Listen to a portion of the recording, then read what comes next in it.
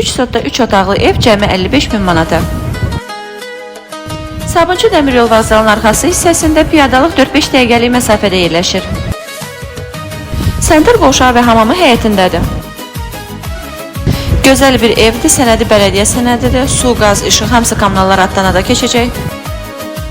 Bütün otaqlarda pəncərələr var, havalı evdir. Evlə bağlı maraqlananlar səhifədə qeyd olunan nömrə ilə əlaqə saxlayıb gəlib evə baxa bilərlər. Real alıcıya indirim olacaq. Aldandım inan o şirin sözlerine, çoxları bilir gözlerin canlar alır.